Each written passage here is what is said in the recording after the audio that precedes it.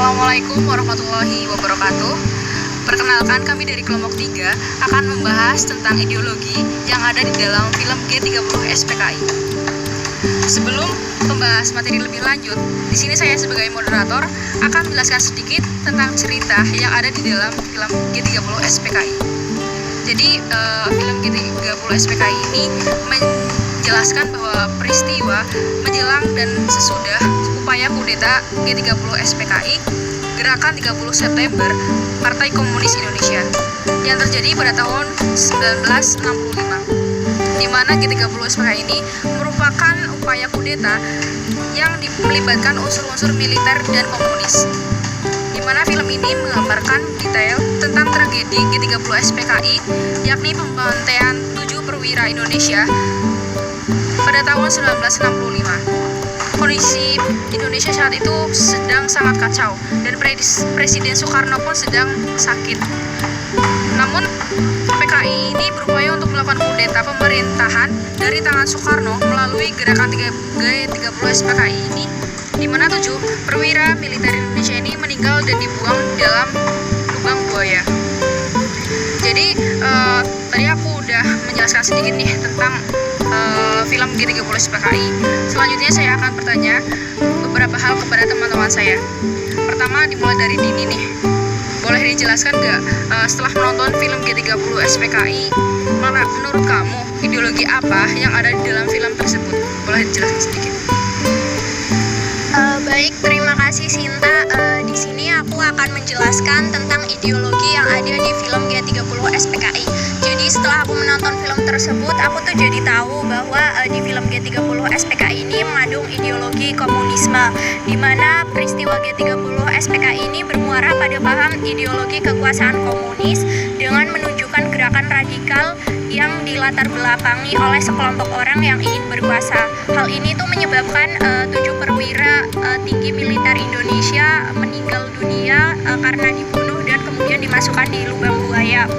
Nah, para perwira tersebut kenapa sih dibunuh? Karena ternyata PKI ini ingin menyingkirkan perwira-perwira tersebut yang menjadi penghalang untuk mewujudkan cita-citanya, yaitu menjadikan sistem pemerintahan yang berideologi komunisme. Nah, akibat dari kejadian itu, peristiwa pembantaian atau disebut juga sebagai anti-komunis purge di Indonesia, masyarakat yang termasuk PKI, mendukung PKI, kemudian yang menyembunyikan informasi mengenai PKI itu jadi dibunuh untuk membersihkan tanah Indonesia dari ideologi komunisme. Gitu, Sinta. Oke, jadi G30 SPKI ini merupakan pemberontakan yang dilakukan Partai Komunis Indonesia ya. Nah, selanjutnya aku mau tanya nih ke Naila. Tadi kan udah membahas tentang ideologi komunisme. Sebelum membandingkan ideologi komunisme dengan ideologi Pancasila, alangkah lebih baiknya kita tahu dulu nih tentang ideologi Pancasila. Naila, boleh dijelaskan sedikit nggak tentang apa itu ideologi Pancasila? Oke, terima kasih sebelumnya. Jadi ideologi Pancasila ini merupakan suatu nilai-nilai luhur Pancasila dan religius yang menjadikan landasan negara dan bangsa Indonesia, di mana nilai-nilai luhur Pancasila ini terdiri dari 5 sila. Yang pertama, ketuhanan yang Maha Esa, 2, kemanusiaan yang adil dan beradab, 3, persatuan Indonesia, 4, kerakyatan yang dipimpin oleh hikmat kebijaksanaan dalam permusyawaratan perwakilan, dan yang terakhir yang kelima yaitu keadilan sosial bagi seluruh rakyat Indonesia. Oke, segitu aja. Oke, jadi ideologi Pancasila kita udah tahu sedikit nih, jadi lebih paham dan lebih mudah untuk menjawab soal berikutnya. Kali ini aku akan menanyakan kepada Regita, menurut analisis kamu, perbedaan ideologi komunisme dengan ideologi Pancasila itu apa sih? Oke, jadi menurut aku perbandingan ideologi dalam film G30 SPKI dengan ideologi Pancasila, yaitu ideologi yang ada di dalam film tersebut yaitu sebuah ideologi komunis yang menganggap individu dan masyarakat kurang penting karena kepentingan negara yang paling utama. Artinya radikal yang mengedepankan ideologi kekuasaan, bahwa PKI akan cepat merebut kekuasaan supaya PKI yang jatuh kepada Jenderal Angkatan Darat, yang akhirnya ideologi komunis yang dibawa PKI telah melakukan kebiadaban terhadap tokoh-tokoh bangsa dan agama. Jadi segitu aja. Jadi karena kita udah membahas tentang perbedaan kedua ideologi, kita akan membahas soal berikutnya, yaitu mengenai ideologi Pancasila. Aku mau tanya nih ke Indah, menurut kamu, melihat dari pembahasan yang disampaikan oleh teman-teman sebelumnya, apakah ideologi Pancasila masih relevan untuk diterapkan di Indonesia ini? Baik, menurut saya Pancasila masih relevan sebagai ideologi di Indonesia karena Pancasila memiliki nilai-nilai yang bersifat universal yang dapat diterapkan di berbagai zaman dan kondisi. Nilai-nilai Pancasila juga dapat menjadi pedoman dalam menghadapi berbagai tantangan dan permasalahan yang dihadapi bangsa Indonesia. Berikut contoh Pancasila yang masih relevan sebagai ideologi di Indonesia, karena Pancasila merupakan dasar negara Indonesia yang telah disepakati oleh pendiri bangsa.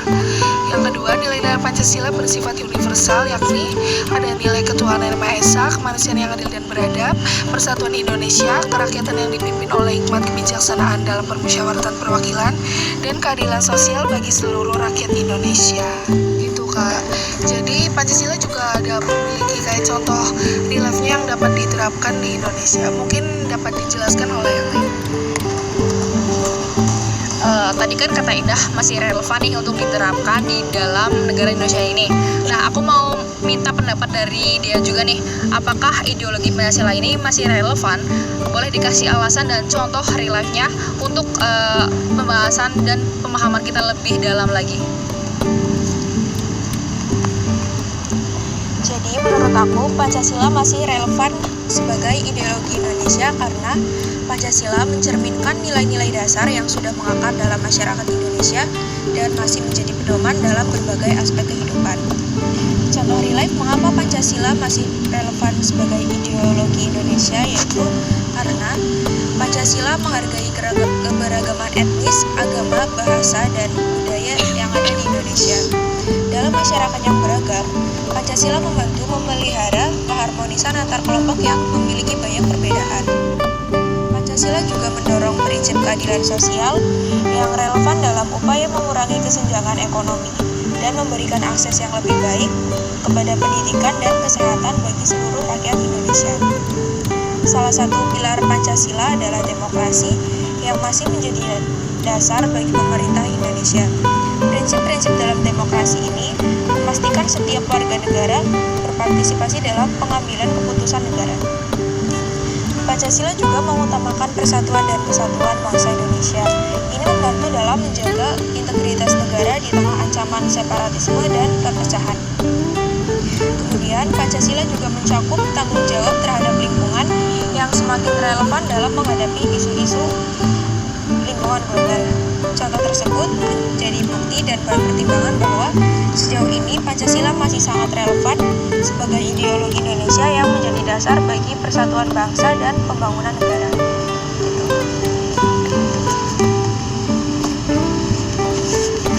Oke, jadi itu ya pembahasan terkait ideologi yang ada dalam film G30 SPKI ini. Namun dalam kenyataannya Indonesia ini masih sangat relevan untuk menggunakan ideologi Pancasila sehingga tidak ada namanya ideologi komunisme dalam negara Indonesia ini. Mungkin sekian pembahasan mengenai ideologi dalam film G30 SPKI ini. Semoga dapat menambah wawasan kita semua.